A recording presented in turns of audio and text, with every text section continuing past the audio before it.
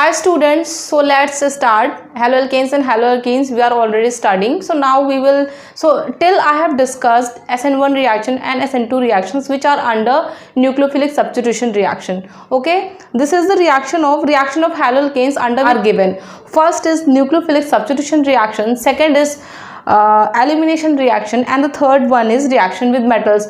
So till now we have studied nucleophilic substitution reaction, under which we have studied SN2 and SN1 reactions.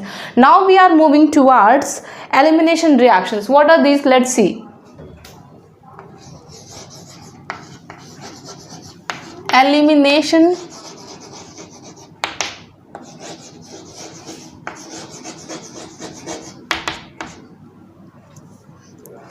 See, I can also speak in Hindi. I have no problem. But the audience, I think my audience major is from South India also. So students are commenting for to speak in English. The lecture should be in English they wanted.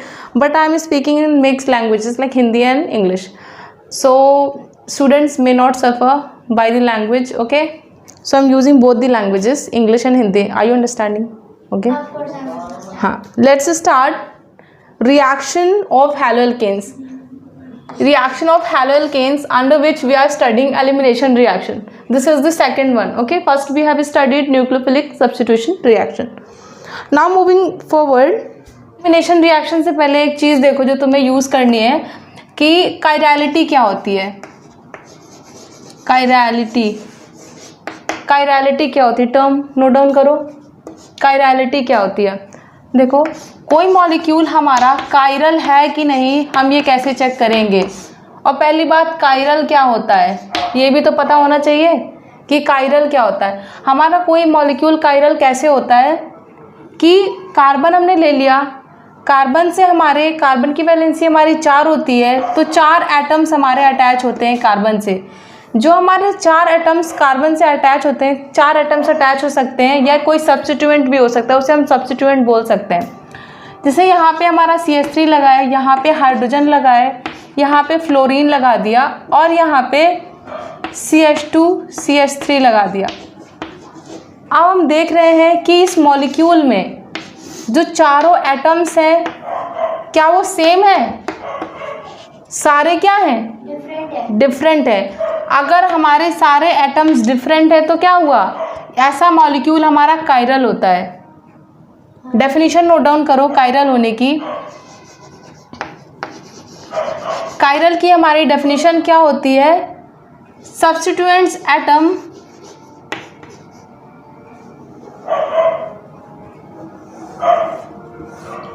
Substituents नहीं, all 4 atoms should be different. All 4 atoms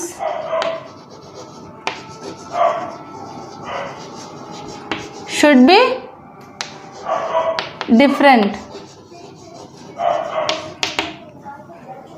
समझ में आ रहा है? अब देखो, किसी molecule में अभी हमने SN1 SN2 रिएक्शंस पढ़े हैं. SN1 SN2 रिएक्शंस में हमने क्या देखा? हमने जब SN1 रिएक्शन को डील किया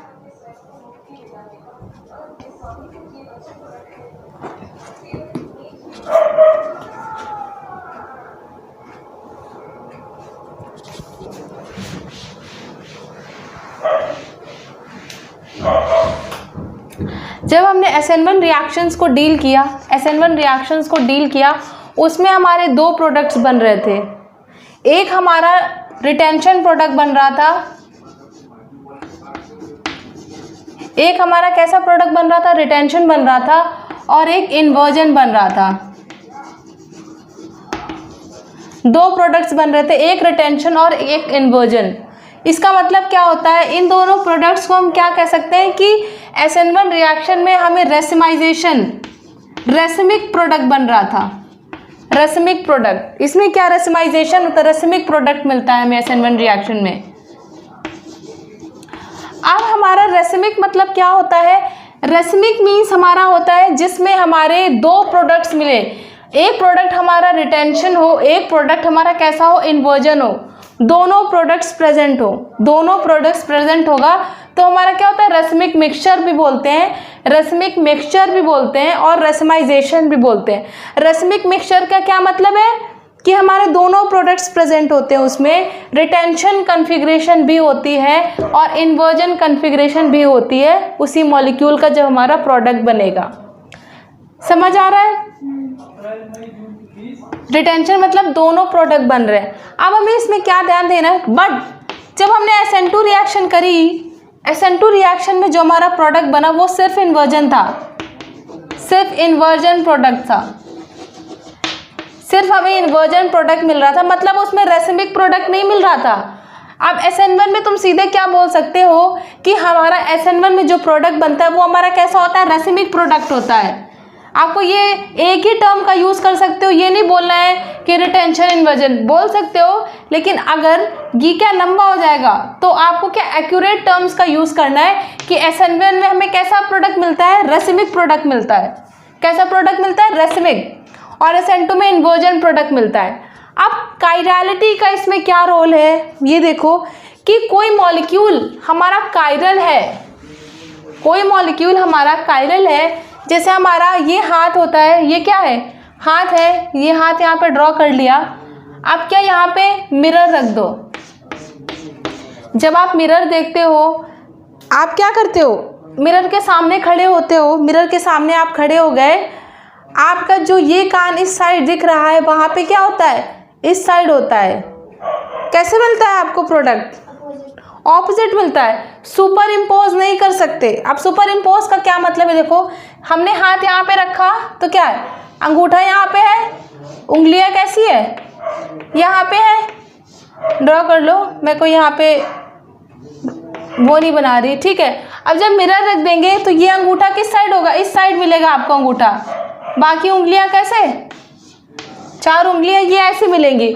तो ये क्या, ये कैसा है, ये अगर इसको इसके ऊपर रखोगे तो क्या सुपर इम्पोज होगा, नहीं, ये इसके ऊपर रखो सुपर इम्पोज होगा। इस हाथ को उठाओ, अब मेरा हाथ यही हमने ड्रॉ किया ना, इस हाथ को उठा के इधर रख रहे हैं, मिल रहा है, अंगूठा तो इस साइड है ही नहीं।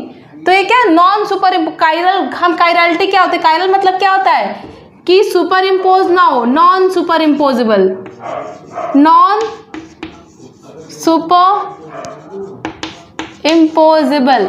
अब नॉन सुपर इम्पोजेबल को कैसे याद रखोगे, सुपर इम्पोज मतलब क्या है, सुपर इम्पोज मतलब क्या है कि जब हम इसको क्या करेंगे, एक दूसरे के ऊपर क्या ओवरलैप ना हो रहा हो, मतलब ओवरलैप ना हो रहा हो, सिंपल टर्म्स में कि याद हो जाए, overlap, no overlapping, no overlapping. याद करने के लिए है, टेक्निकल टर्म ये है जो केमिस्ट्री में हम यूज़ करते हैं कि कायरल मतलब है कि नॉन सुपर इम्पोजेबल, एक दूसरे पर मिरर, हम मिरर रखेंगे, कैसे चेक करेंगे कायरलिटी को, कोई पूछेगा कायरलिटी को कैसे चेक करना है, तो क्या कि एक मिरर रख दो, इस साइड अपना हाथ ड्रॉ करो, और क्या करोगे, अंगूठा जो इस साइड आपका ड्रॉ हो रहा है वो क्या इस साइड आ जाएगा, और फिर यहाँ पे अपना ये रखो हाथ, फिर यहाँ पे हाथ रखोगे, यहाँ पे क्या नहीं आएगा, ठीक है, ठीक है, नॉन सुपर इम्पोजेबल और नो ओवरलैपिंग, ओवरलैपिंग नहीं होती है, तो वो आपका कैसा मॉलिक्यूल हो जाता है, सुपर इम्पोजेबल हो जाता है। समझ आ, तो ये समझ में आए कायरलिटी क्या होता है, कायरलिटी, कायरल मॉलिक्यूल्स, कायरलिटी क्या है, प्रॉपर्टी हो गई किसकी, कायरल मॉलिक्यूल्स की। कायरल मॉलिक्यूल्स क्या होते हैं, कार्बन से जितने भी हमारे एटम्स अटैच हैं सारे क्या डिफरेंट होने चाहिए, डिफरेंट एटम्स होने चाहिए, वो कायरल मॉलिक्यूल्स होते हैं। अब कायरल मॉलिक्यूल्स के साथ एक और टर्म एसोसिएटेड है, एक और टर्म्स अटैच है, कायरल होगा तो कोई मॉलिक्यूल एकायरल भी होगा। कायरल, अगर कोई मॉलिक्यूल कायरल है हमारा तो हमारा एकायरल मॉलिक्यूल, एकायरल मॉलिक्यूल क्या होते हैं, एकायरल हमारे वो मॉलिक्यूल्स होते हैं, ऐसे मॉलिक्यूल्स होते हैं, दोज कंपाउंड, दोज मॉलिक्यूल्स जिनसे सारे एटम्स क्या हो, सेम ना हो, डिफरेंट हो सकते हैं, सारे एटम्स क्या हो, डिफरेंट ना हो, सॉरी, सारे एटम्स क्या डिफरेंट ना हो, सेम हो सकते हैं। जैसे यहाँ पे फ्लोरीन है तो यहाँ पे भी फ्लोरीन हो सकता है, ब्रोमीन है तो यहाँ पे भी ब्रोमीन हो सकता है, वो क्या एकायरल है।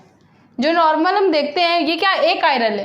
कायरल में क्या होता है, अगर इसे कायरल बनाना है तो हमें क्या करना होगा, कायरल बनाना है तो चारों एटम्स डिफरेंट होने चाहिए ना, तो इस फ्लोरीन को हटा के क्या करना होगा, कोई दूसरा आयोडीन लगा दो, दूसरा एटम लगाना होगा। यहाँ पे फ्लोरीन चल जाएगा, यहाँ पे ब्रोमीन, यहाँ पे ब्रोमीन। तो अभी क्या कायरल बन गया ये?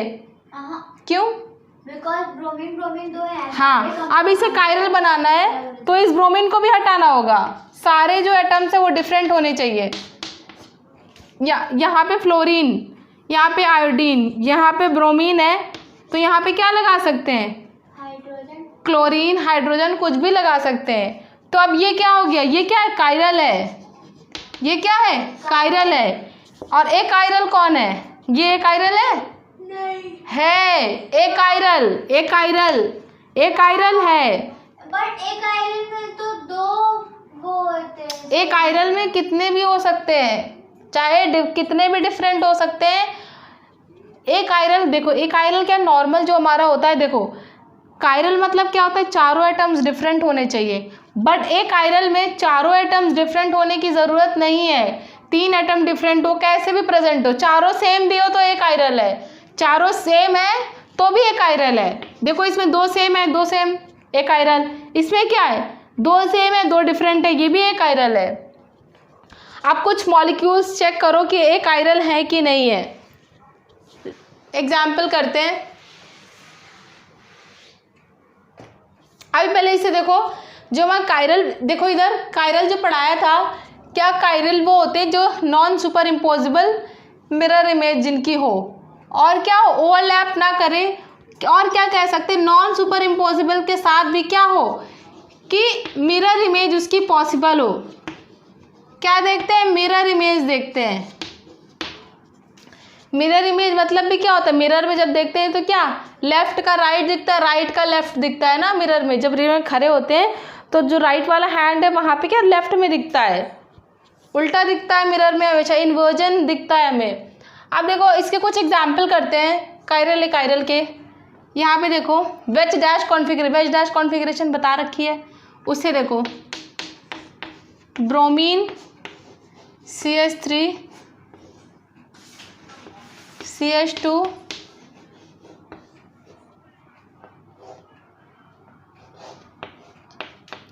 कायरल है ये? बताओ।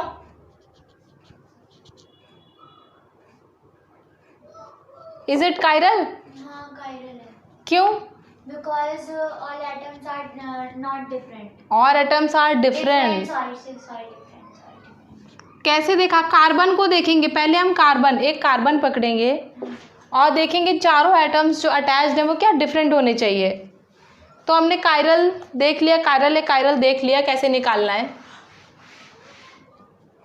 अब हम क्या देखते हैं? ऑप्टिकल एक्टिविटी देखते हैं। ऑप्टिकली एक्टिव कंपाउंड्स क्या होते हैं? ऑप्टिकली एक्टिव कंपाउंड्स हमारे क्या होते हैं? ऑप्टिकली एक्टिव कंपाउंड्स हमें देखना है। ऑप्टिकल एक्टिविटी देखने के लिए पहले हमें पता होना चाहिए ना ऑप्टिकली एक्टिव कंपाउंड्स हमारे क्या होते हैं। पहले पता होना चाहिए कि ऑप्टिकल एक्टिविटी होती क्या है। अब इससे हमारा एक टर्म आ गया ऑप्टिकल एक्टिविटी। ऑप्टिकल एक्टिविटी, हाँ अब ध्यान से देखो इसे। क्या देखना है तुम्हें? ऑप्टिकल एक्टिविटी वो कंपाउंड्स होते हैं जिससे प्लेन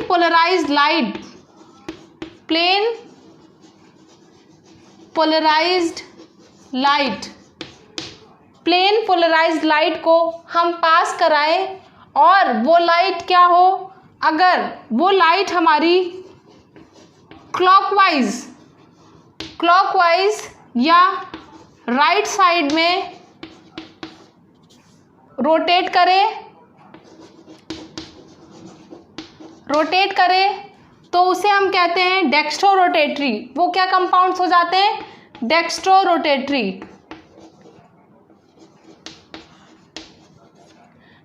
रोटेटरी बोलते हैं, और इन्हें हम प्लस साइन से भी दिखाते हैं। सिमिलरली जब हम प्लेन पोलराइज्ड लाइट को उसी कंपाउंड में हम जब डालेंगे, अगर वो हमारा एंटी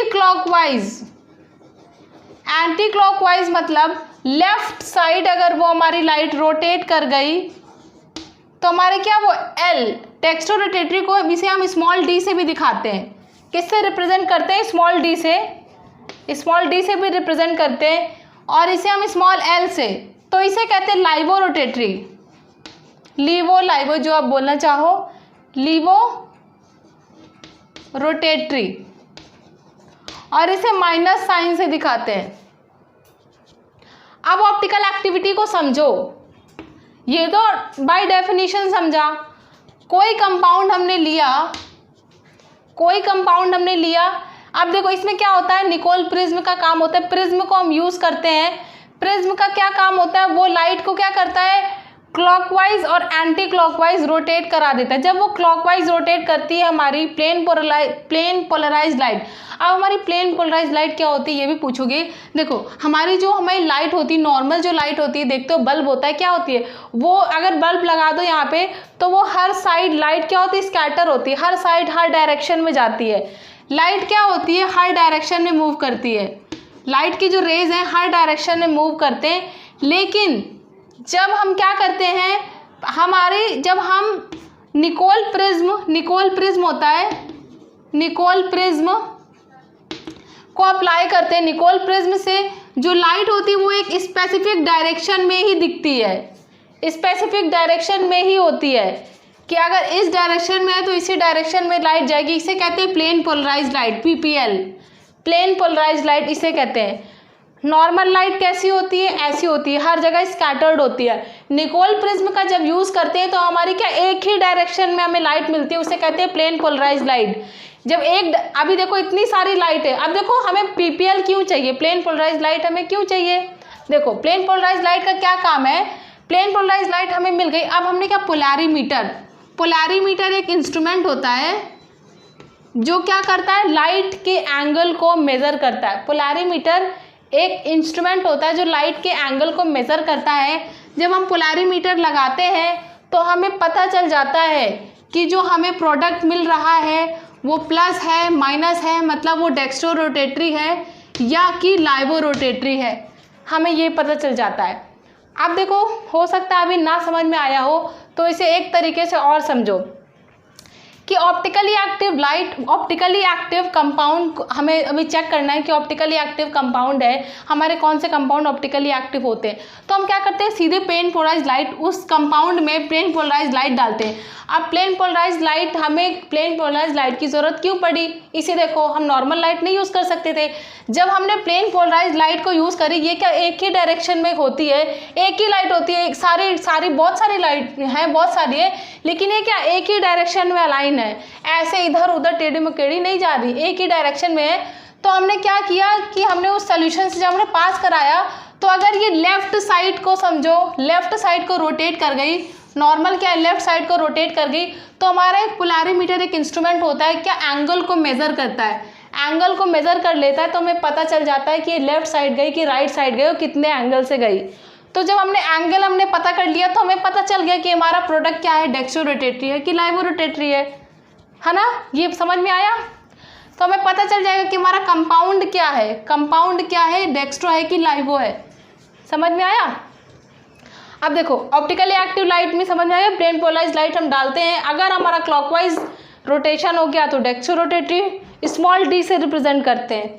और हम अगर एंटी क्लॉकवाइज क्लॉक होती है, इधर देखो क्लॉक लगी है, क्लॉक अगर देखो जैसे नॉर्मल क्लॉक हमारी क्या ऐसे 12 से क्या सुई ऐसे आती है, 12 से सुई ऐसे आती है तो मतलब क्लॉकवाइज हो गया। अगर ये सुई जैसे देखो 12 से क्या इसी साइड आ रही है ना, इसी साइड आ रही है तो इसे क्या कहते हैं, क्लॉकवाइज कहते हैं। अगर हमारी लाइट इसी तरफ अगर रोटेट हुई, अगर लाइट इसी तरह रोटेट हुई तो क्या डेक्स्ट्रो हो जाएगी। बट अगर हमारी क्या सुई इधर को चली गई, इधर की तरफ चलने लगी तो उसे क्या कहते हैं, लाइवो रोटेटरी, और उसे नेगेटिव साइन से रिप्रेजेंट करते हैं।